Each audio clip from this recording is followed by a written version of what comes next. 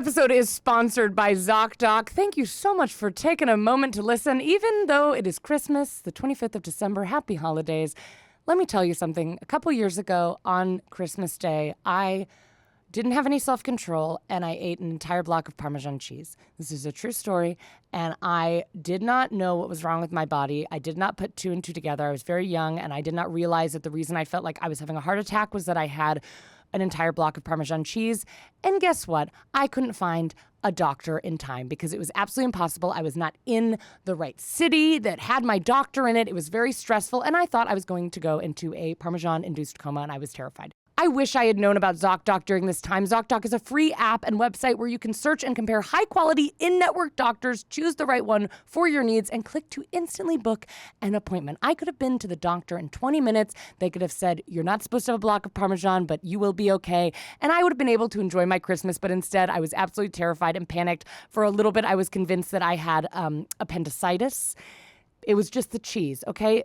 Zocdoc is amazing. We're talking about in-network appointments with more than 100,000 healthcare providers across every specialty, from mental health to dental health, eye care to skin care, and much more. Gosh, even just reading all of those, it really is overwhelming how many parts of our body we have to take care of. And Zocdoc really makes it easy. You'll book an appointment with someone, and they'll be like, hey, Kendahl, what about dental? I haven't been to the dentist in a while. Like a caring and healthy parent, they remind you in a nice and non-pressured way, and it's an absolute delight. You can filter for doctors who take your insurance, which is so helpful, and who are located nearby, who are a good fit for any medical need you may have, and who are highly rated by verified patients. So stop putting off those doctor's appointments. Stop making it a bigger thing than it needs to be. Even if it's Christmas Day and you're like, I need to spend time with my family, you can still book an appointment on Zocdoc because it takes 2 seconds. Stop putting these doctor's appointments off and go to Zocdoc.com/BCC to find and instantly book a top-rated doctor today. That's ZocDoc.com/BCC. Zocdoc.com/BCC.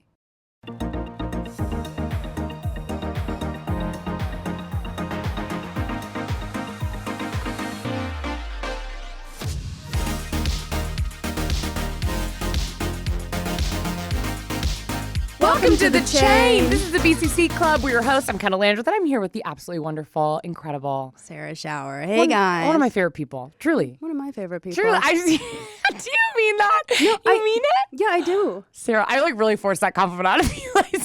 Sorry. I just saw your shirt. Were you wearing a jacket earlier? No, I was wearing a shirt. Not looking at you directly? I just got this shirt in Amsterdam. It looks good. Thank you. I like it. I like dressing kind of like a Pixar character where it's like, could be worn on a commercial, very like neutral. It makes me feel really classic. Yeah. I mean, I don't like a lot of brands. I get that. No, I get, especially when you're filming all the time. It's just good to have a lot of brandless stuff. But it's good to be here. Yeah, this is the BCC Club. Each week we go down an internet rabbit hole, and we're keeping it festive. Well, actually, topical, because I don't know if this will. But yeah, so we're gonna be talking about New Year's resolutions. So we're gonna talk about Kendahl's. Mine, I think. We're just going to talk about mine. I did make a list. It was funny because I made kind of the research, if you will, for this, but it's really just a list of my resolutions. So when I sent it to Sarah, the email is very funny. It's just a list of my very personal goals. But I can also give you guys some just general advice, but we like to get granular here. None of these, I was just telling Kendahl, I'm really happy that Kendahl's goals are specific, because goals, just from someone who did go to college for marketing and business analytics, your goals should be specific. Well, it also makes them easier to measure. Yes. If you're even doing them. It's sometimes easier to achieve. It's like keep the house cleaner versus make my bed every morning. It's like you can't ever measure if your house is cleaner than it was the year before. Unless you're like a hoarder and then you become not a hoarder. It's like that, which would be really impressive to do in 1 year. But it's like makes it easier. But I feel like the internet... I always love to explain why it's a good topic for the BCC Club. Yeah. I'm like, it is related to the internet, which is that people all this time of year are posting what their resolutions are. Yes. And I find them to be kind of vanilla sometimes and a little bit exhausting, where it's just everyone is like, I'm going to go to the gym. I'm going to go to the gym. No, I'm going to go to the gym. And I'm like, okay, great. Yeah. Or some of them I find to be, I don't think it's good. One thing I think is important is to not set goals you can't control. I feel like I see so many people do that, especially in our industry. They'll be like, my goal is to book a TV show. I'm like, you can't control that. Yeah. How is that a goal? You can't make your goal something. You can't be like, my goal is that I win the lottery. That feels insane. Yeah, no, I mean, that's the same thing too, like my sort of thinking with anyone who has like life goals that are like, I want to be married and have kids by this time. The thing is I understand you're saying you want to be in a relationship, but the married and kids involves other people, and it is like a result, right? It's not the actual process. Like, and so if you're... Because even if you did a really good job, you still might end up not married with kids. Yeah, I mean, you could have a fiance and find out that you're not capable of having children, but so now you're actually, it's reaching your goal. You know, now you're like, oh, this is actually, I want to get into gambling psychology because this answers this. But yeah, you're making yourself irrational, but I will explain it. Oh my God, I have so many things that I want to explain. But yeah, actually, let me tell you about gambler psychology. So the best gamblers in the world, the general rule is to dissociate from the results and be long-term oriented. So why would you gamble if you weren't focused on winning? No, you gamble and you're focused on winning, you're not a good gambler. Great gamblers, like people who are like millionaires from this, you just got to get better incrementally each time, right? Dissociate from the results means like you got to be heavily invested in each step of the process, right? If you are focused on the end, right, that means that you're not actively living in the moment with the events. And if the events start to go poorly, life is random, right? Gambling is random. That's why truth is stranger than fiction. If you're focused on the end and you're not actively involved in the process, right, you're going to have emotional reactions to random events, and your emotions are not random, and this is the basis of classical conditioning, right? If you're responding emotionally each time to an event within the game, right, then you're going to condition yourself to get more irrational because responding emotionally to random events is irrational, right?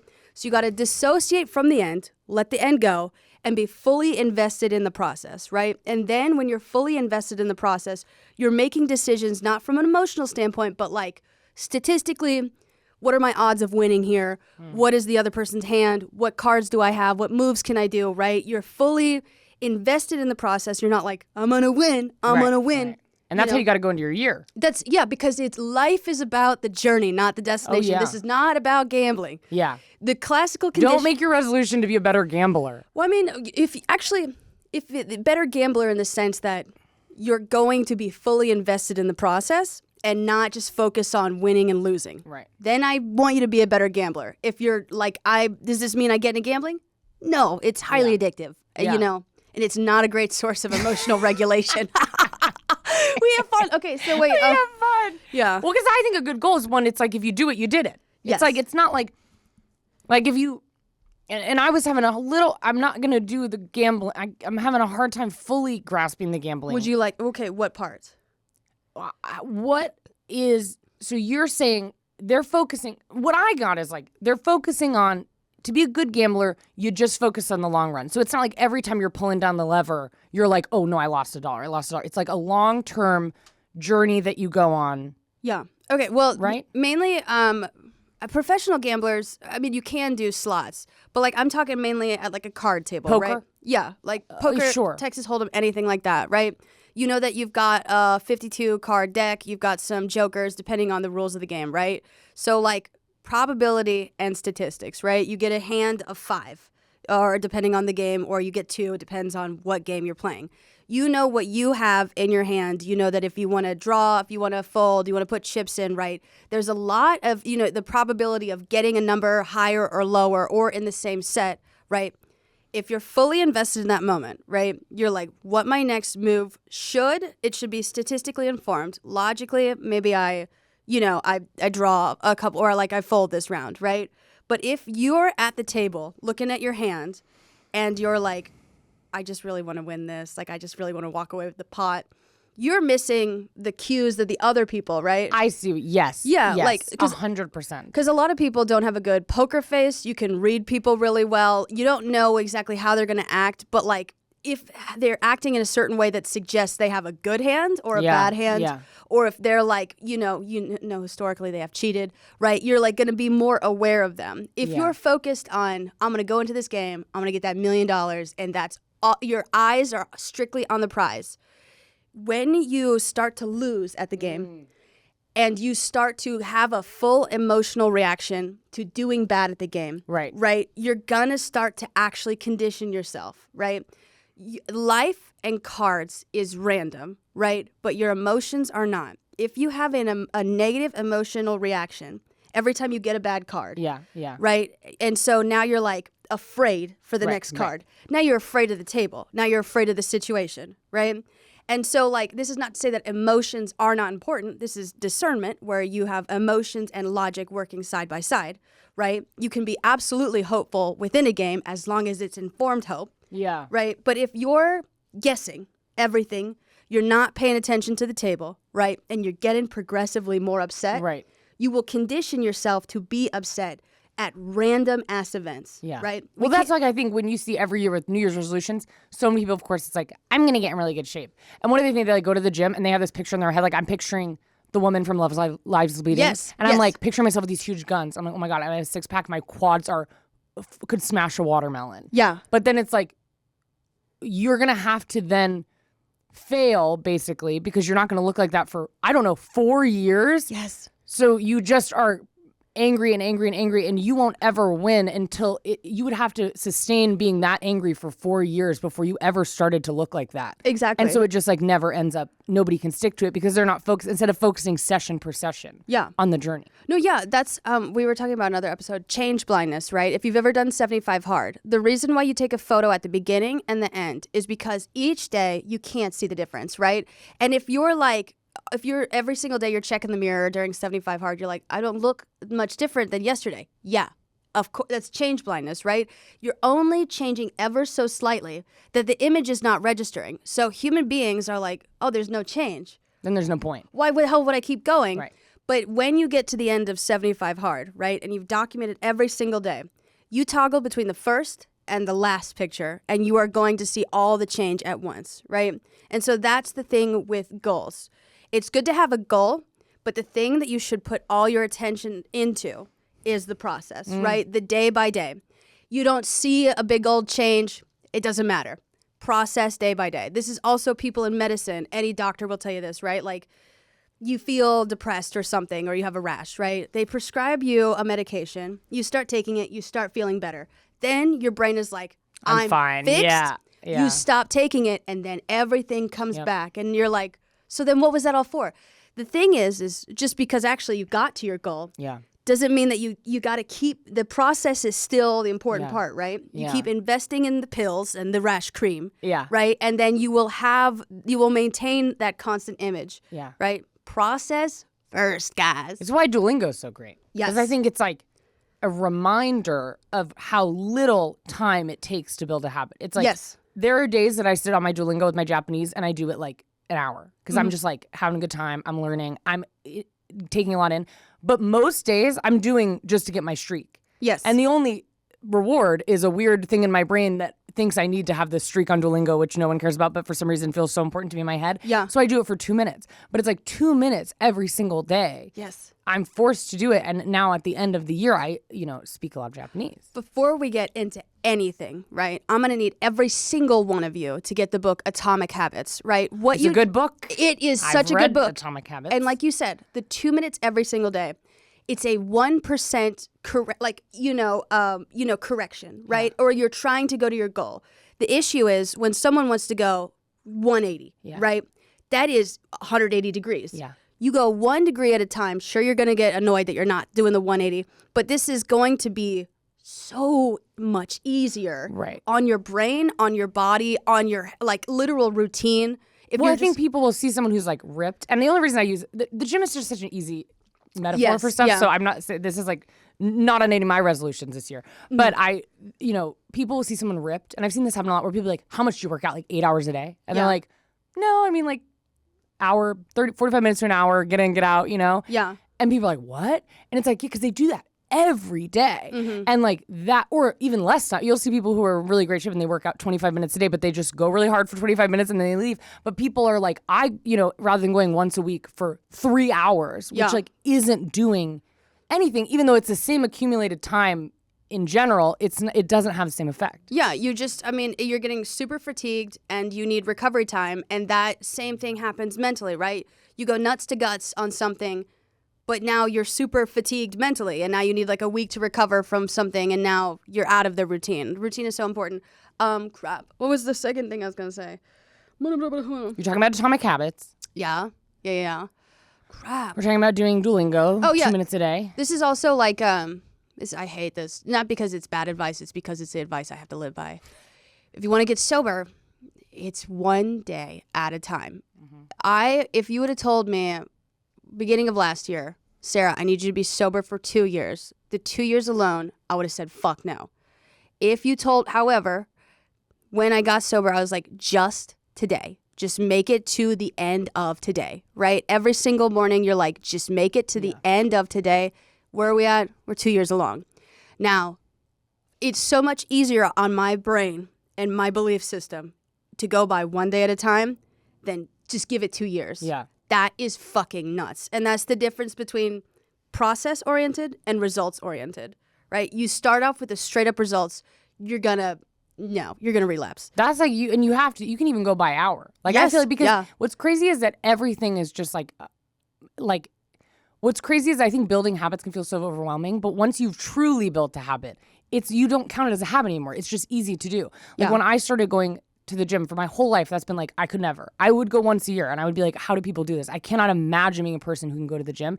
And now it's like something I look forward to. It's a habit and I go 5 days a week and it's like and it's easy because it's like relaxing to my brain. Yeah. But when I first started, every time I would go, it's just 1 hour. It's just 1 hour. You have to go and it'll be 1 hour and then it's over. And then you'll do the class and it'll be over and it's done. And I would just do it every day. I'd be like 1 hour. You just have to like black out for 1 hour and go. And now I like don't have to do this build up to go. What did you just say? You black out for 1 hour? I would just black out for an hour. So you dissociate from the results?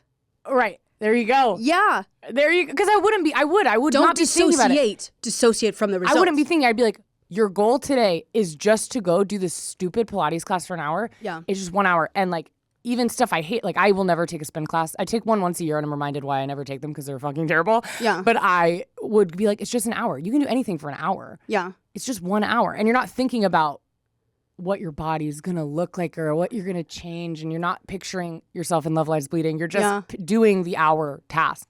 And then it can become, so that's a lot easier. I'm excited to hear, do you have New Year's resolutions ready for this year? I'll come up with some on the fly. But I've been ideating on them. I was also going to say one more thing. Time flies when you're doing the same thing consistently. So if you're like, oh, it's, I won't have if you're doing the same thing consistently, you're going to wake up in 7 months and you're going to be great. The thing is also, if you want to get some time back, quote unquote, if you want to feel, a lot of people are like, oh, I don't have enough time. I feel like time is just flying me by. You want to feel how much time an hour actually is? Put your phone down. Don't turn on any electronics, right? Don't read a book. Just sit in a room, right? For a full hour. And I mean, like, don't do this a lot. But You'll become unwell. But I'm saying if you always constantly tell yourself, I don't have enough time, go 1 hour without any stimulation and you will fully understand how much time you actually do have. Yeah. It will be, and the thing is it's supposed to be painful. It's supposed to be boring as hell. And that's like, but you will realize I do have a lot of time.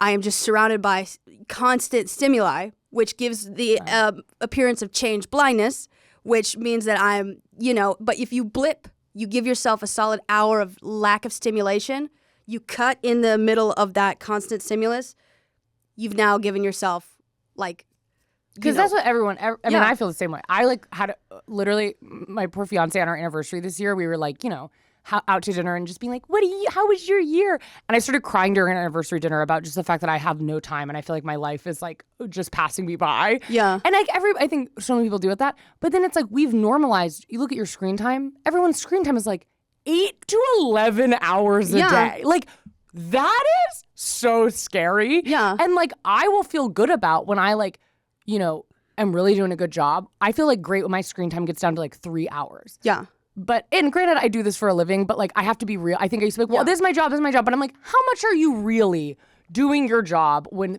out of that 3 hours? Like, so much of my job is like posting something. Oh, that takes 4 minutes versus the amount of scrolling I'm doing. Still 3 hours. That's when I feel good about it. 3 hours of like scrolling on meaningless stuff is like so insane. And I think it's such like a time suck. It is. And I think we've like I think that's like something I want to do. I think I'm pretty good about not being on my phone, but it's still like too much. Today's episode is sponsored by Zocdoc. Thank you so much for taking a moment to listen. Even though it is Christmas, the 25th of December, happy holidays. Let me tell you something. A couple years ago on Christmas Day, I didn't have any self-control and I ate an entire block of Parmesan cheese. This is a true story. And I did not know what was wrong with my body. I did not put two and two together. I was very young and I did not realize that the reason I felt like I was having a heart attack was that I had an entire block of Parmesan cheese. And guess what? I couldn't find a doctor in time because it was absolutely impossible. I was not in the right city that had my doctor in it. It was very stressful. And I thought I was going to go into a Parmesan-induced coma and I was terrified. I wish I had known about Zocdoc during this time. Zocdoc is a free app and website where you can search and compare high-quality in-network doctors, choose the right one for your needs, and click to instantly book an appointment. I could have been to the doctor in 20 minutes. They could have said, you're not supposed to have a block of Parmesan, but you will be okay. And I would have been able to enjoy my Christmas, but instead I was absolutely terrified and panicked. For a little bit, I was convinced that I had appendicitis. It was just the cheese, okay? Zocdoc is amazing. We're talking about in-network appointments with more than 100,000 healthcare providers across every specialty, from mental health to dental health, eye care to skin care, and much more. Gosh, even just reading all of those, it really is overwhelming how many parts of our body we have to take care of. And Zocdoc really makes it easy. You'll book an appointment with someone and they'll be like, hey, Kendahl, what about dental? Haven't been to the dentist in a while. Like a caring and healthy parent, they remind you in a nice and non-pressured way, and it's an absolute delight. You can filter for doctors who take your insurance, which is so helpful, and who are located nearby, who are a good fit for any medical need you may have, and who are highly rated by verified patients. So stop putting off those doctor's appointments. Stop making it a bigger thing than it needs to be. Even if it's Christmas Day and you're like, I need to spend time with my family, you can still book an appointment on Zocdoc because it takes 2 seconds. Stop putting these doctor's appointments off and go to Zocdoc.com/BCC to find and instantly book a top-rated doctor today. That's ZocDoc.com/BCC. Zocdoc.com/BCC. Yeah, I mean, I think, moderation is like very valid, but the thing is like to be if you're on your phone for about 8 hours plus, you're numbing at that point, and that's why addiction is like horrible, right? Like I drank a shit ton, and it wasn't just alcohol erasing my memories. Like every day was the same, so couldn't remember shit, like double remember shit. A lot of people will try to like read a book after they've been scrolling on their phone for 6 hours, but phones are highly addictive, right? Like you're constantly being like the drugs in your brain are the same as the drugs you would ingest, except you create them yourself, right? Like I never thought of it like that. That's interesting. Oh, I've got a follow-up metaphor. Okay, but the thing is if you're getting dopamine from your phone, right? And then you put your phone down after 8 hours of straight dopamine, you're going to go through withdrawal, right? And so, like, if you've ever tried to read a book with a hangover, it's going to be hard as hell, right? So, yeah, you're going to have to, like, I would suggest weaning yourself off of it, maybe going an hour at a time. But, yeah. No, so the other additional like analogy I was going to make. So, a lot of people do want to be, like, happier in the new year. But the thing is happy is... think of it like a drug, right? People who are regularly happy, they regularly use happiness, right? And so like you're seeking out things that would make you happy, right? Happiness is dopamine, oxytocin, endorphins, some other stuff, right? Those are drugs that you can ingest, like get the benefits of if you ingest or if, you do things and then your brain creates them themselves, right? So you're trying to pursue happiness, but happiness is a state of being.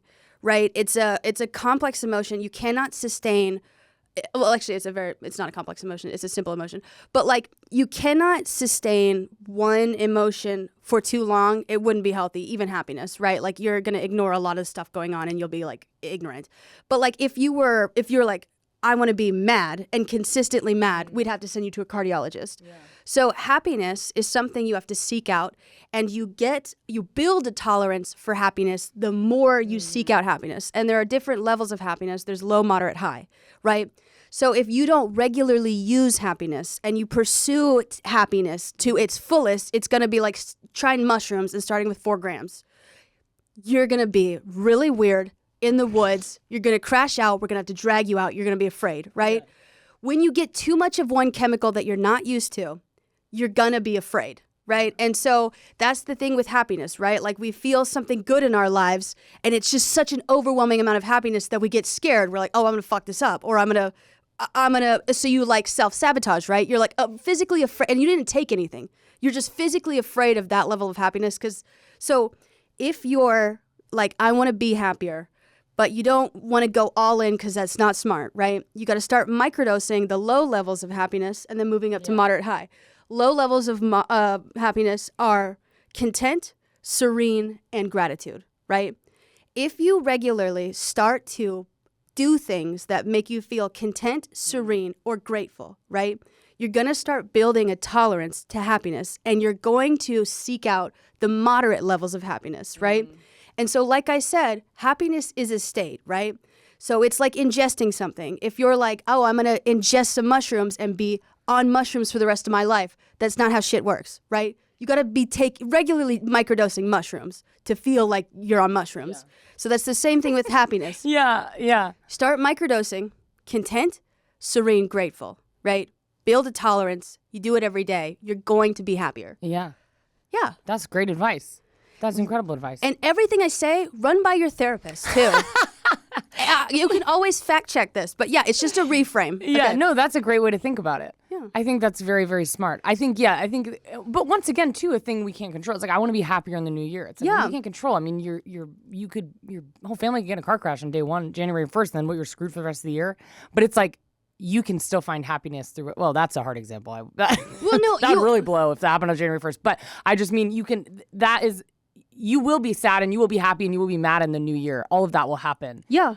And so you have to find out what you're in control of. And like you said, like seeking out things consistently bring you that thing. And then maybe that's your New Year's resolution. Is not, I want to be happier. It's, I want to watch this show every single day because I love this show and it always makes me happier. I want to like crochet every day. Yeah. Because that makes me feel serene. Yes. No, exactly. Like, and the thing is I do want to be hopeful because I know like some bad things will happen to people in the new year. The thing is like, people who take psychedelics could really help with this conversation because the thing is if you are actually grieving a huge loss, right? Maybe you don't want to start taking happiness. You think that, it'll correct it. But the thing is if you take psychedelics, right, everyone who takes them, right, is like, are you in a good state of mind? Right.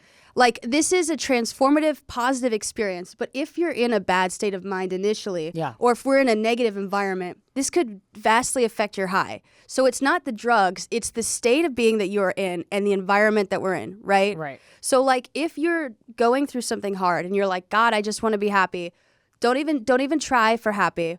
Feel exactly everything that you are feeling, right? Feel it to its fullest. Don't let it immerse yourselves, right? Because anger and sadness, again, is a drug as well.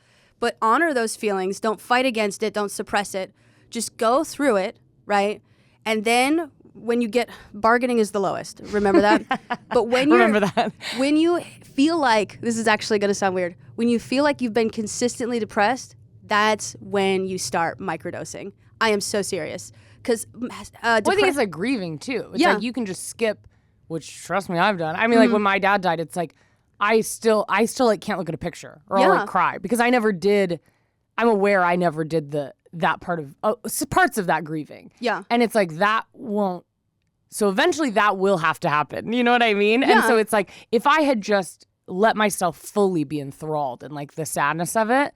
Very hard to do. But also then the building of that happiness is not covering up anything else. It's just purely can be happiness. Yeah, it's not like a lot of people, I advise people to be neutral and they interpret that as neutralizing. Like I would never, if someone does something bad to you or something bad happens, I'm not saying put on a happy face because a positive and negative makes a neutral. Yeah. What I'm saying is be neutral. A negative event happens, you take it and there's negative energy, right? You either push it back or, you diffuse it or something like that. You don't just take it on the chin, right? But you have to move through the energy and then you're going to be a lot better off. Because if you just react to it or if you try to suck it up, that's going to make it worse, right? Yeah. It's not adding on top. It's literally moving through it so you can honor your feelings, feel them, And if you're grieving and you feel like you're consistently depressed, that is actually an incredibly good sign. Oh, yeah. It means you're on the up, right? Because the depression is like, if I were to graph this is not going to be so annoying.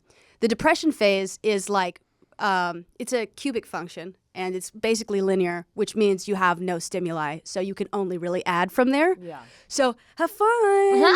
It will be better, I swear.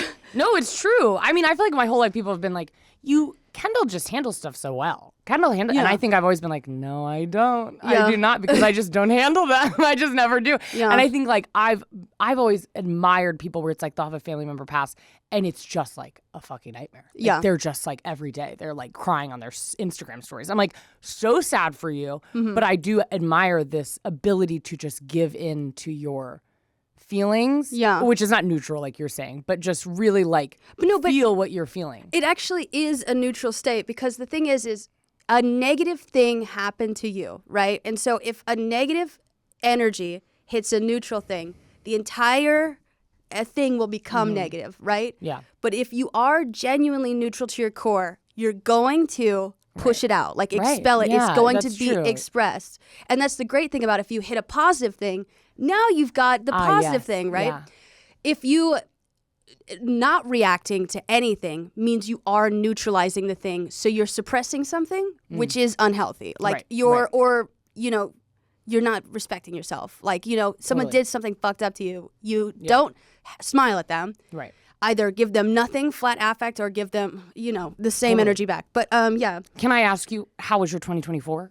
It was pretty good. It was really transformative. It was. I love that. Yeah. I found out who I am. What a big year. I know. I know exactly who I am and what I want. I love that. Wow. That's a great year. Yeah. What about you? Well, not to be a negative Nelly, but I feel like I had kind of an ass year. But Really? I rarely feel that way. Like, I feel like I'm always like, this year was the best one yet.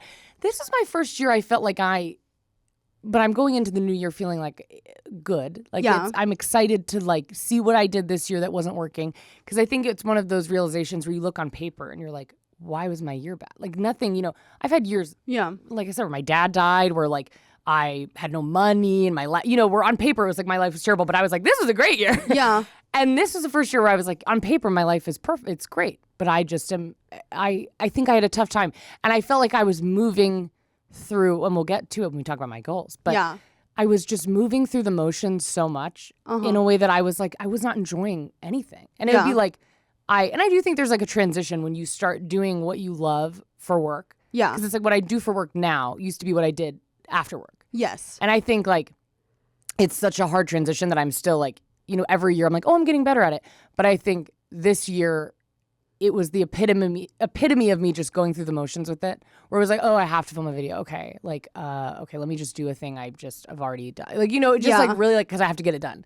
And then posting it and then feeling happy I post it versus where I used to feel happy making it. Yeah. And I think I just was like, which it obviously ebbs and flows, but I think this year, usually I would go through a month or so and then I'd get re-inspired. And I think this year was just like, I never did. It was just like, I was so burnt out the whole year. Mm-hmm. And it was really busy, which is also exciting. Like I had exciting things, but I felt like I couldn't even enjoy any of them because I was so burned out. So I would get a really exciting opportunity, but it would be like, okay, I just have to get through it. Like I felt like everything I started with like, Kendahl, in 10 hours it'll be over. And I was like, I don't want to live like that. Yeah. And that was so how I used to not be. And it would be something that like, I would get an opportunity that I would have just like freaked out for years ago. Yeah. And now it's just like, okay, well, just remember, you'll get to come home tonight and it'll all be over. Because I was just so burnt out. Yeah. So I think that there's a lot of reasons for that, but I'm like ready to move into the new year I want to like enjoy my life again. Yeah. And feel like excited about stuff and feel like I'm doing stuff for myself and like getting to know myself first. I think I just felt like kind of in a state of, is comatosis the right word?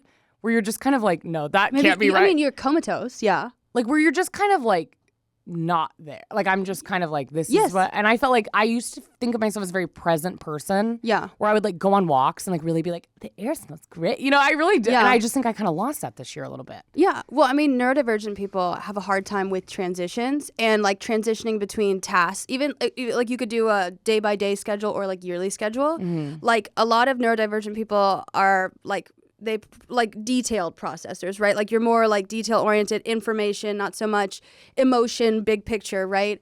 And so when you're locked on to the detail, you look up, it's nighttime, you go straight to bed. You didn't give your brain time to spin down, right? So I've talked about like autism.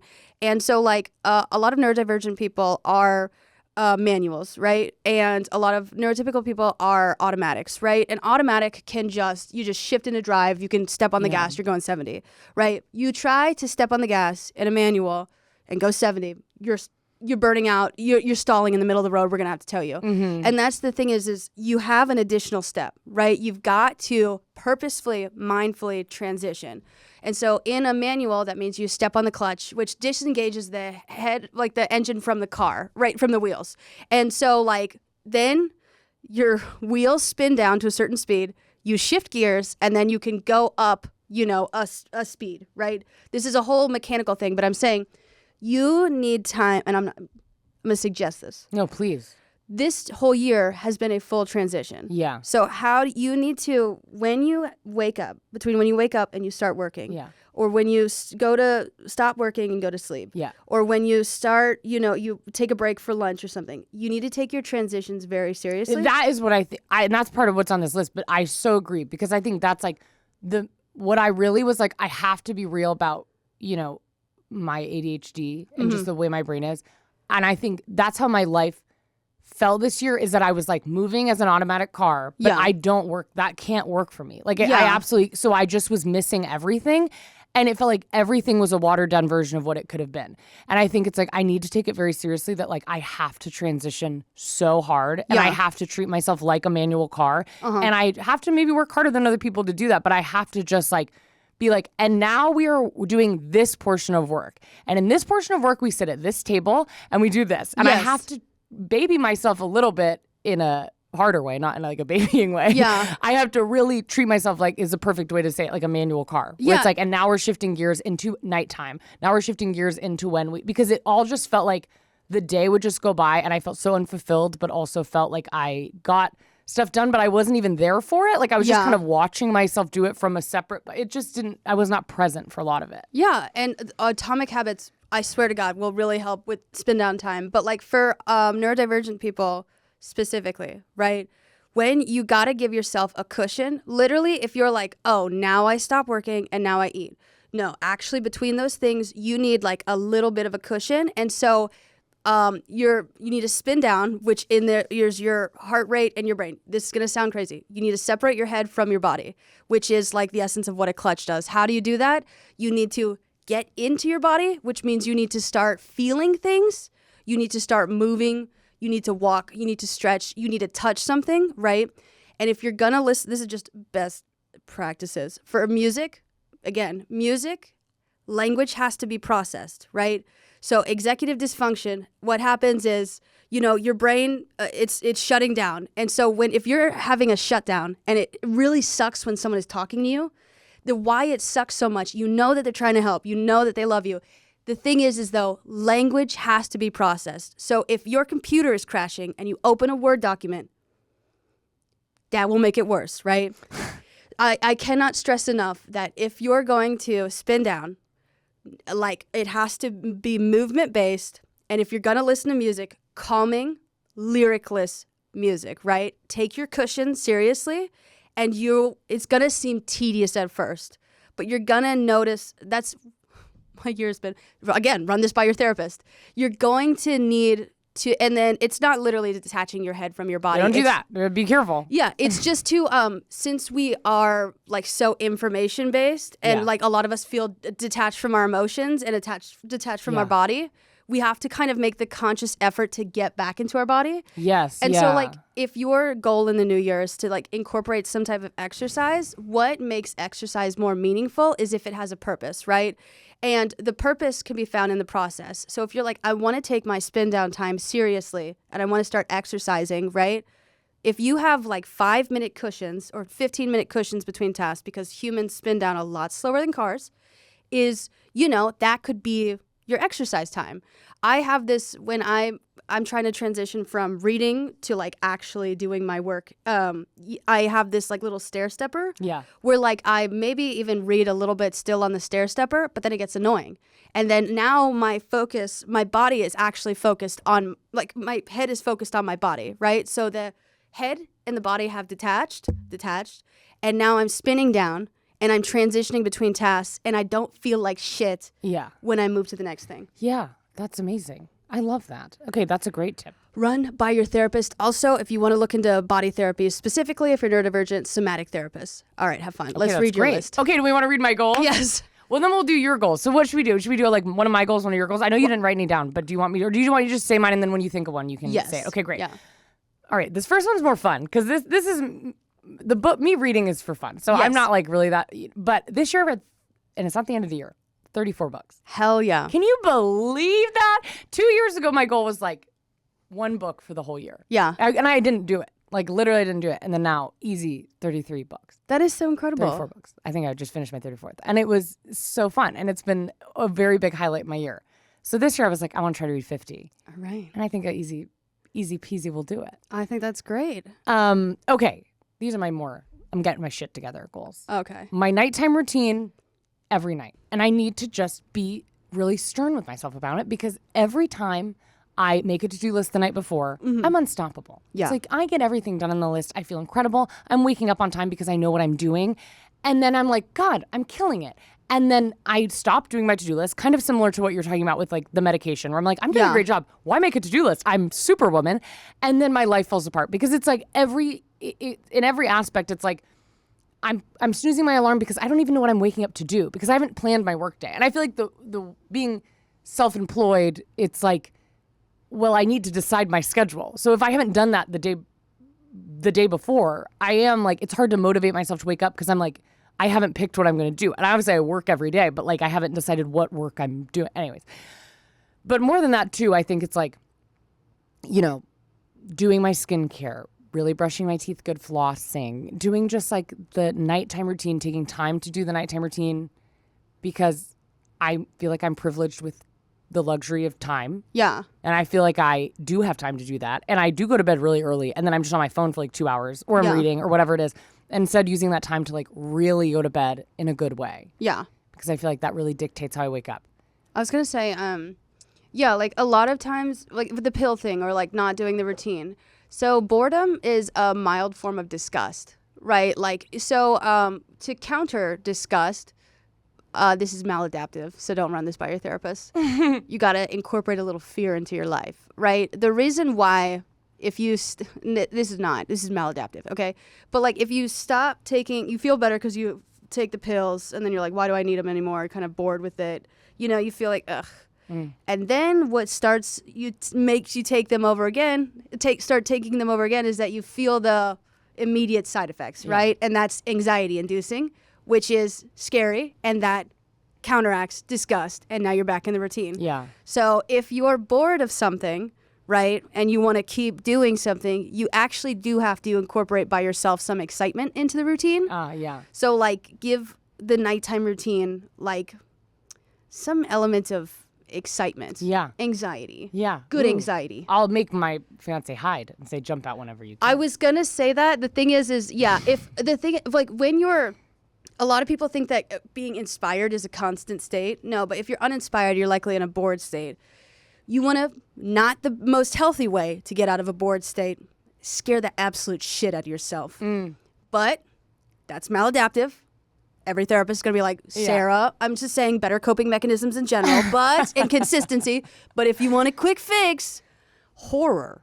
Okay, so I love that. Yeah. Because that's what I feel like my year was. When I think about my year, it's like, no, it wasn't that bad. But it just like, I felt like it's one of my worst years I've had because I was bored. I feel like boredom is like, and I think part of it too, I don't know, maybe I'm overthinking, but I think it's like my whole life I wanted to be a successful comedian. Yeah. And I felt control in that, even though there was zero control. Yeah. And it's like one of the ways I did that was posting a random video to TikTok. And it's like now I get to do that for a living. But that was super random. And honestly, anything I did leading up to that couldn't have led me. The fact that I did it, I was in control of like doing a bunch of stuff. And so I did post that TikTok. But whether or not that led to success is like sometimes, obviously it's nuanced, but it's pretty random.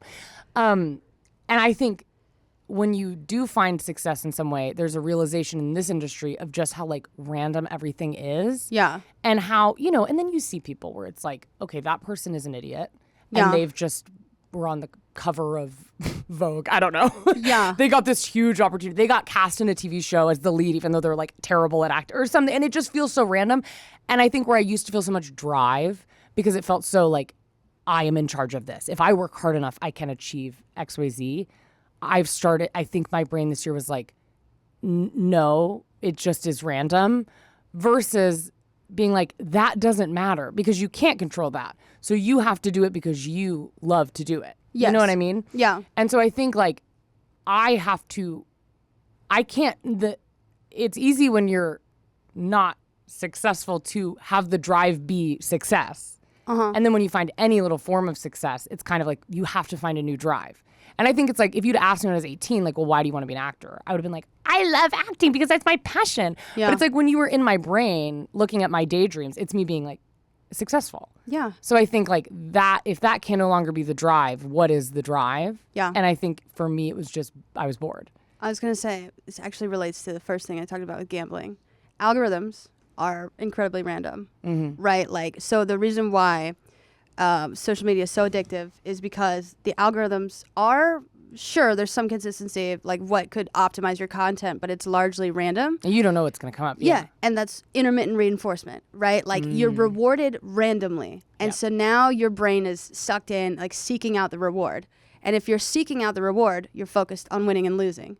You need to enjoy the process. Yeah. Right? And that's like when you start to enjoy the process and then things get good, or this is the thing.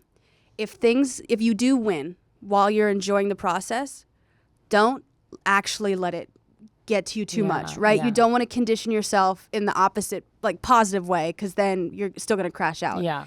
If you're enjoying the process, right, and you win, that's great. Keep moving. You lose, that's great. Keep moving, right?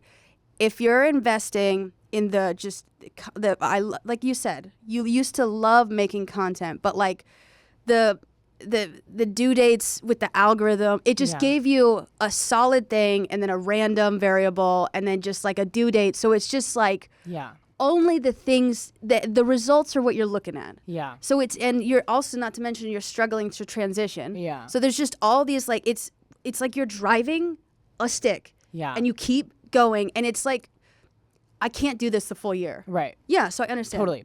Yeah. Okay, another goal.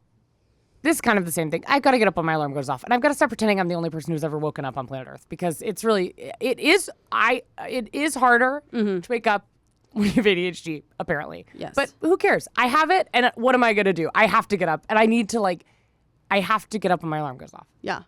And I'm, working. There's ways to make it easier for me and figure out but I need to do those things. And I'll do them one time and then it works. Yeah. And then I just stop doing it. I have to stick to doing the thing. Yeah. Okay, shop my closet, which is more broad too because I want to buy less this year. Yes. Oh my God. I actually just asked people for a book recommendations on style, and one of them does involve what's already in your closet. I can send it to you. Yes, please do, because I'm I want to stop buying stuff. It was like this morning, I want to buy a new robe. I want a new robe. That's what I want, a new robe. Yeah. And I want a really big, luscious white robe is what I've been saying.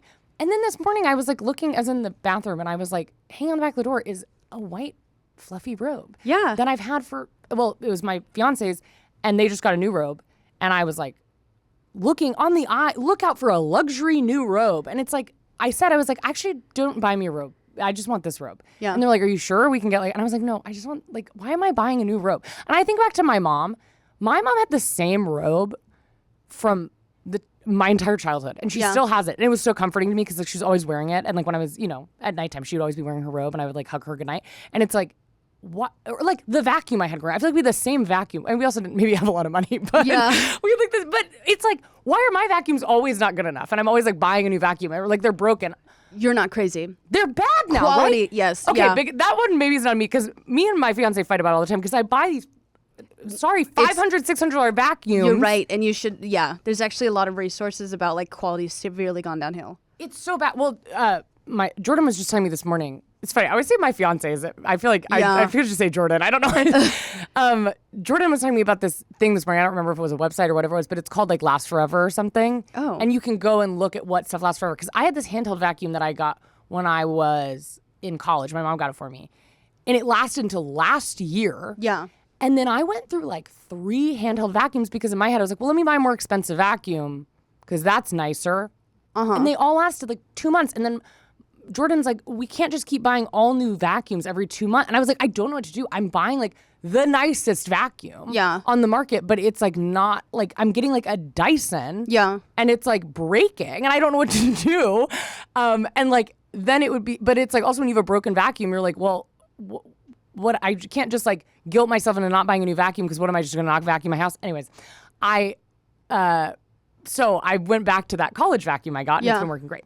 But I'm like, I don't need to buy a bunch of new stuff all the time. I want to just like shop what I have. I don't need new stuff constantly. I don't need to have like, I don't need new clothes all the time. I think in this industry, it's a little hard sometimes because there's a lot of pressure to be like, randomly you have to go to a red carpet. And it's like, what the fuck do I wear that? But it's like, that's not my everyday life. I just want to be like more, we had the same furniture my whole growing up. Yeah. And I just want to be more doing that. That's for the environment. I think it's called planned obsolescence. It's like how iPhones, you have to buy a new one. Like they physically. Oh, they talk about this on 30 Rock. Yeah, they throttle. they throttle the something. Yeah, like they basically companies plan like built in that it's gonna fail at a certain point, so you have to buy another one. So yeah, but also. But once again, that does not work for forever. You may scam us for a little bit. But eventually, whether it be 10 to 15 years down the line, people will be like, I'm not buying this anymore. Yeah, this is ridiculous. I'm just going to start sucking it off the ground. But I just sent you this book. It's called Wear It Well, Reclaim Your Closet and Rediscover the Joy of Getting Dressed by Alan Bornstein. It's a fashion design book, but it's also, I just texted it to you. Thank you. I'm going to literally buy it right now. Here, actually, let me go down some self-help. Oh, this one, Big Dress Energy by Shaquilla Forbes Bell is a style and clothing book that's coming out next year. And the wait list is long, and it's about fashion psychology and style psychology. I love that. And then there's another one, if you're gender fluid, The Style Thesaurus, a definitive gender-neutral guide to the meaning of style and an essential wardrobe companion for all fashion lovers. I love that. By Hannah Kane. And then this one is just an everyday thing, if you're working every day. The Curated Closet Workbook, Discover Your Personal Style and Build Your Dream Wardrobe by Anushka Reese. It's style and clothing. So those are great. enjoy that if you're working on your style in the year. 2 are about shopping your own closet. 1 is gender neutral, and the other is the psychology of style. You're welcome. Oh, I love it. Okay. I am literally going to go buy those. I'm like obsessed. That sounds great. Yes. Okay. Next resolution is be more of a bitch. Interesting. I'm trying to be bitchier because and obviously it's a loose term. I want to be very kind to everyone. Yeah. But I am just tired of, and other people are probably tired of me doing it too, of just like not, like accommodating everything in the most unhelpful way. Mm-hmm. I'm like thinking about what people think constantly. I'm like so scared to come off as rude. I'm so scared to come off as confrontational or like I'm arguing or I'm being difficult. And sometimes I am difficult and I'm still, it's like, it's more difficult because I'm being like that. Yeah. And I'm just trying to be like, I don't care what anyone thinks. I don't care what anyone thinks of me. I don't care what anyone, unless they're like, you are offensive to me. Then I'm like, okay, I would like to know more about that. Yeah. Obviously, I'm not just like fully going to be insane, but I just am more like, the things I'm deeming as rude of me are not rude. And it's just me taking up any space at all. But then me doing that is taking up so much space because I'm like so afraid I'm bad at communicating. Yeah. And I've just been through a few experiences this year where I'm like, the situation is bad because of 2 people, but I have made it much worse because I'm letting myself be walked all over. Yes. You know what I mean? And then like a friendship will end and I'm like, because I let it simmer for so long. Because I, in the little moments, couldn't be like, I'm not comfortable with that, or I don't like that, or I don't really want to do that. And it's like, it's not bitchy to, so I guess be more of a bitch in my version of being a bitch, which is just like voicing what I don't want to do. Yeah. Saying because I also think it's like, I've always been like, I have a bad gut instinct, but I was talking to my therapist about it. I'm like, I actually think I have a really good gut instinct. I just absolutely never listen to it, ever. You know what I mean? Yes, I do. And what you just described is being neutral. I love that. Okay, you want to be more of a bitch, but the Maybe thing that's is, my thing is neutral. I'm you trying to be wanna neutral in the new year. protect your energy, right? Things that are neutral, like you do react to injustice, right? Being neutral in times of injustice is complacency. It's right. So you're just as bad. But the thing is if you're neutralizing, that is the issue.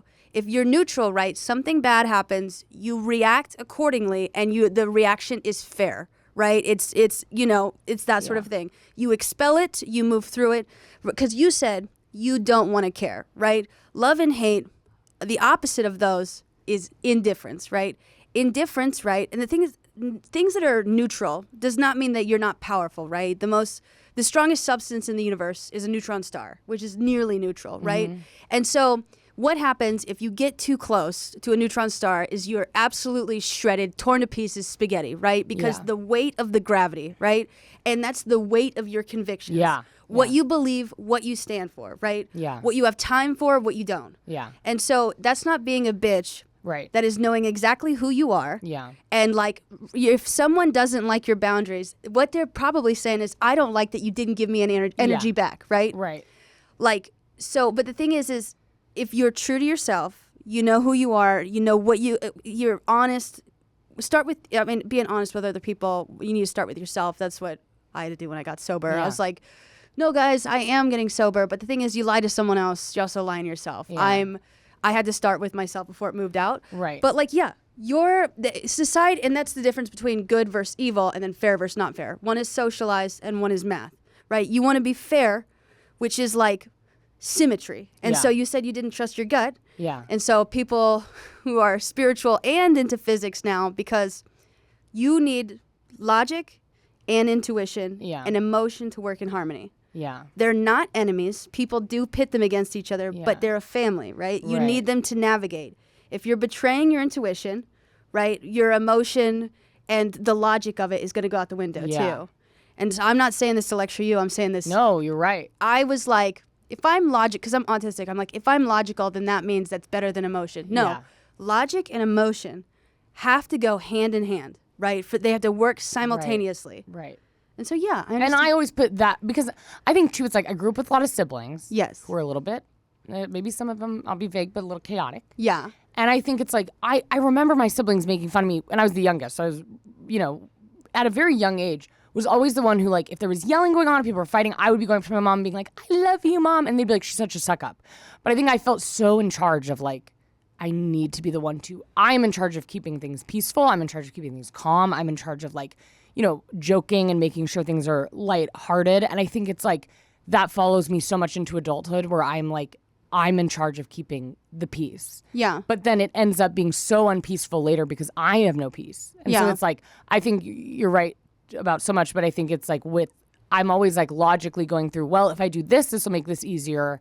If I do this, this will be, and my emotions are not ever being considered in what is, because I don't even know if it's that I don't trust my gut. It's like, I physically don't know how to move about. If someone's like, I want to grab coffee with you, and I like hate this person, I've like never want to see them again. I literally am like, you are the worst person I've ever seen. I, in my head, am going, my gut instinct is I don't want to do this. And I trust my gut that this is going to be terrible. And I trust my gut that this is going to then lead to more coffee dates that I don't want to go on. Yeah. And I feel unable to not go, oh my God, yes, I would love that. It's like, I have to, but it's like that person's piece is not my responsibility. Yeah. And being kind is obviously a responsibility. And I think respecting people, in my opinion, is a responsibility. But like, I have to like learn to respect myself. Yeah. And like learn to voice because it's also not respectful to other people. It's like, then this poor person's going on a coffee date with someone who's literally like, how the fuck do I get out of this? I don't want to do this. It's like, that's terrible too. And I don't think of myself as a fake person. Yeah. I think I'm very, like, I'm not, I don't find myself to be a fake person, but I find myself to not know how to navigate being honest about my emotions, which I guess you could say is like kind of fake. Mm-hmm. So I think that is what I really want to work on that. Yeah. I would not say, I wouldn't say it's fake. I'd say it's self-preservation, right? Like, because you just described, you had to keep the peace, right? You couldn't honor your emotions because you knew that if you were truly yourself, it would cause, chaos. But the thing is, it's like the same thing with the Uber thing, right? Yeah. if you said, you know what, dude, you're weird. Yeah. Like, that's not, like, you're trying to be nice. You're trying to be amicable. That's not fake in that situation because you're not trying to get something out of him. The only thing you're trying to get is safely to your destination. Well, and that's why I feel like it always is. Like, and, you know, Jordan is so confrontational, so good at like being like, I don't like that, or like if they have an issue with a friend, they call them immediately and are like, hey, you said this earlier and it like over text and it bothered me. I'm like so impressed by it and wish I was like that. But I think what I always say to them when they're like, you should say this, I'm always like, well, I'm just self-preserving because I don't want to deal with that. Like I don't want to have this conversation. I don't want to do this. So why am I pushing myself to do something I don't want to do? But I think it would liberate me a lot to like, I think now that I'm in a place where I don't need to self-preserve. Yeah. Like, and I have such a, you know, peaceful life. And like I had a great life, but you know, especially when you like, I think I had some chaos happening, and I think the need to like, I don't need to self-preserve. Like I could tell someone on the street, like, go fuck yourself, and I can go home to a really peaceful life. So I think I think just like getting out of that space of needing to keep the peace for every single person, even people I don't like, or people who like I find like I don't like, and I'm still so panicked to like make sure they feel like everything is just fully normal. Yeah. Because the fear of someone, and I think there is, and I've had this in friendships too that have not gone well, where it's like a complaint I have is like, I feel like if I'm not positive, it will go down, everything will go downhill. Yes. Like I feel like I'm always the one being like, okay, well, it's okay. Like, let's all calm down. Or like if we get a flat tire, I feel so in charge of being like, keeping everyone okay, because if I get upset, if I get annoyed, then it's like, everyone, it's going to be hell. I have no trust in anyone else to be positive, I guess, in any situation. And I have to like trust that or voice that. I would appreciate that. Yeah. No, I mean, it makes sense that you're not in a state to be like self-preserving, because that would mean that you're in constant danger. Yeah. Right. So how would you start to, you know, truly tell yourself that you're not, you don't have to you just have to reassure yourself you're safe. Yeah. I like, if someone is wanting something from you and you're like about to, you know, oh, I had to correct this. Yeah. Remind yourself, I'm literally like safe right now. Right. Jordan will still love me. I will still have my home. I will still have my dog. I will still have my job. People will still respect me, because if someone loses their respect for me like that, then they never respected me in the first place. Well, and and I saw this video the other day of this, it was this morning, of this girl who was like, prank. It was like a prank, and she like I think knew her boss was gonna be like, no, I don't want to do that, but she was like asking my boss to get drinks after work to bond, and I just was like, this woman is kind of insane, but I wish I had this in me so much. The girl was like, hey, would you want to go out to dinner? And she was like, us go out to dinner? For what reason? And she was like, just to like bond more. And she was like, I don't really want to do that. Yeah. I was like, God, what a dream to like not just be like, that's how I feel. Yeah. And I think it's like, there are people where you hear stories where, and I've told stories, it's like, so if someone said that to me, I'd be like, well, they're a bitch. And I would be like, to someone, I'd be like, it was really rude. I asked them out to dinner, and then they were like, I don't want to get dinner with you. And I was like, that's rude. But it's like, who cares? If they don't want to get dinner with me, why should I care? If I don't want to get dinner with someone, I shouldn't care what they say to their friends about me. Yeah. If I dislike them so much that I don't want to get dinner with them, or they bore me, or I just find them to not be compatible with me, it's like, they can go about their life and talk shit about you. Who cares? Yeah. But that is like the scariest thing to me. And then like intellectually, no, it's not scary, but in the moment it feels like life or death. Like I can't, like to the point where I'm like, I can't do, it's not like me actively being like, this is a good choice. It's like, it will not come out of my mouth to not be like so people pleasy, you know? Yeah. I think that's, I actually wouldn't think this is a personal thing, and I understand what you're saying. If someone like said, oh, my friend asked a coworker out to get dinner and they said no, I wouldn't think they're a bitch. I would try to strip everyone of their gender in this situation. Sure. Because the thing is if I'm assuming you're talking about women right now. Two women, yeah. Because if it was a man, the situation would be fine. Totally different, right? Like if can I ask my male boss, or my male boss, like he asked me out to get dinner. The women people socialized as women are expected to give, right? Yeah. You're socialized to give. So why you would see them as a bitch is because why the fuck are they not giving themselves? Yeah, yeah. You know, the reason why you say no to a man, I mean, besides the predator aspect, is because why the fuck? Like, this is a human being. Yeah. So strip the person of their gender, And then the thing is also you can look at it from an outside perspective. If you say no to someone and they're judging you, make yourself a man in this situation. Reasonably, how would a man react, and how would they react to a man saying it? Right. If it is vastly different, you're not being a bitch. Yeah, that's so true. Yeah. Keep going. I'm starting Japanese lessons. Hell yeah. I'm taking horseback riding lessons. Nice. Those are my two. Isn't that so rich, kid? I'm like, my Japanese and my horseback riding lessons. I think that's cultured. Thank you. It just feels very like what a girl from a private school would do. I need to drink water at all. I drink zero water in a way that is actually really disturbing. I'm going to start drinking coffee again. Hell yeah. This morning I drank a fucking Sour Patch Kid energy drink, and I said, this is going to put me in the grave. What the fuck, dude? As I drink a Red Bull. But it's so bad. I'm like, the energy drinks, and it's PR's fault, because I grew up, my mom was like, if you have one energy drink, you will die. And I believed her. And it's still I believe it still. It's like, I didn't have a Monster. I've never had one. Yeah. And I had one Red Bull on set for something, because it was all they had, and I needed Celsius. But I don't do energy drinks. And then Alani New, or whatever their name is, sent me PR, and I didn't know what it was. Thought it was just juice, and was having like 3 a day and had heart palpitations.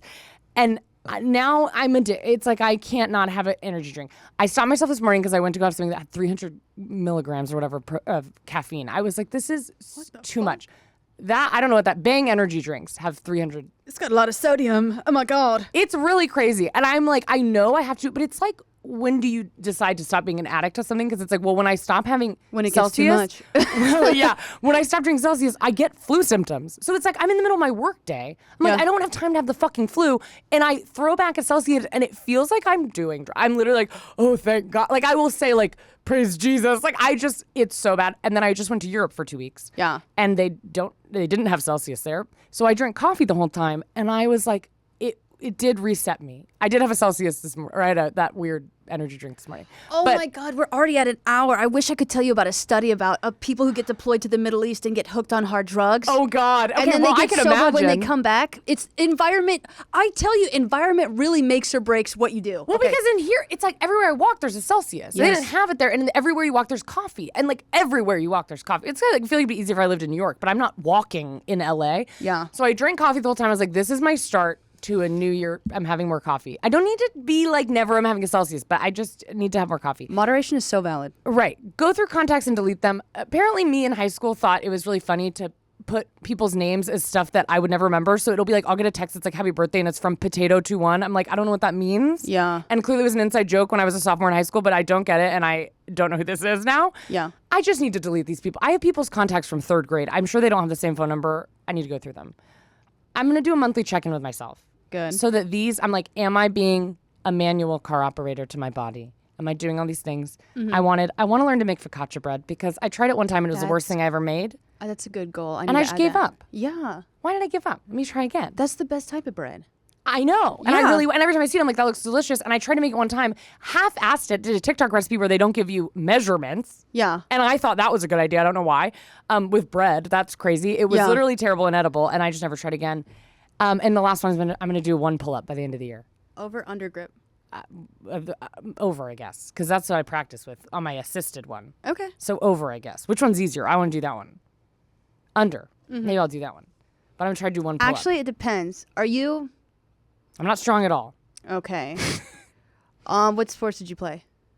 Well, none of them well, but a lot of them. I played, volleyball, basketball, soccer, golf. Golf was my main sport. You might want to do under. Maybe let's do under. Yeah. All right. Well, I'm going to do 1 pull-up by the end of the year. Okay. It's really hard because I have no grip strength. That's what I really have to get. I can only hold on to a bar for like 2 seconds. Yeah. So that's why I really gotta Imagine it's a golf club that's sideways and supporting all your weight. Okay, would you have any goals you could... Sorry, I really took up... I know we have to speed through it now. Just... Seems like you're killing it, so I want to get really sexy and ripped. There we go. That's mainly... But, I mean, the thing is it's not the end goal. I just kind of want to get more progressively gay looking. And I just want to keep reading and researching, and I want to do more stand-up. And it's pretty much just keep chugging along. I love it. Shit. I want to give 1 compliment a day to people. I love that. I used to do this thing. I made sure every week to compliment an older woman. Oh, that's nice. Specifically because I know, and it's not fakeness. It's like I know, older women feel invisible. So making the special effort to like seek out, because the thing is I actually want to be more discerning. And the difference between, okay, so you got paranoia and then being naive. But if you open up the scope and you include all of them, it's discerning, right? Yeah. If you're paranoid, you're acting on fear and little information. Yeah. If you're naive, you're being happy-go-lucky with little information. Yeah. Right? But if you are to get rid of both of those, you got to invest in yourself. And the difference between paranoia and discernment is the amount of information you know. The more information you know about the world and you know about yourself, the more you can discern in situations, and you're not acting out of fear, and you're not being happy and finding yourself in dangerous situations. You're just like, oh, that's worth my time. They're worth my time. That's not worth it. And I'm not denying, I'm not ignoring bad. I'm not ignoring good. I'm seeing the full picture everyone presents and being like, that's worth my time. This is not. Yeah. I love that. Yeah, and it's just like getting all this information that I've like accumulated over this past year is basically just to like participate in the world better. Yeah. Like I want to be an individual, but I also want to be a part. And I guess, that's the essence of, this is where science and spirituality meet, is that the world is not a hierarchy, it's a holarchy, right? And so like, where it's not, people aren't ranked. Like if you see yourself as above or below people, you're not really actively participating in the world. Yeah. I want to be a part of the world. And to do that, I have to invest in myself and others equally. Yeah. And yeah. I love it. Yeah. I love it. Well, Happy New Year, everybody. Happy New Year, guys. If you're listening on Apple Podcasts or Spotify, make sure to rate and review. And comment down below if you're, well, I guess you can comment on Spotify now, apparently. Yeah. You can comments on Spotify, so comment on Spotify.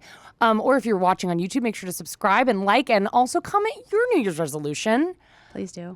Or what I can do to get my shit together. So thank you. And Sarah, thank you I feel like this was a therapy session. I really got a lot of good advice from you, so I appreciate you. I also hate to do this. I have a second book that I recommend. What is it? It's called The Courage to be Disliked. Can you send it to me? Can you text me the name? Yes, actually. Thank you so much. I'm going to be, you guys are see me next year, I'm going to be terrifying. I'm going to be full bitch mode. Well, that's the thing. A lot of people say someone's intimidating. It's because they know exactly who the fuck they are. Yeah. And but that says nothing about you and everything about them. Right. They're not up for the challenge. I'm going to be so intimidating this year. Yes, good. So mysterious. Thank you so much for listening, and have a great week. Bye, guys.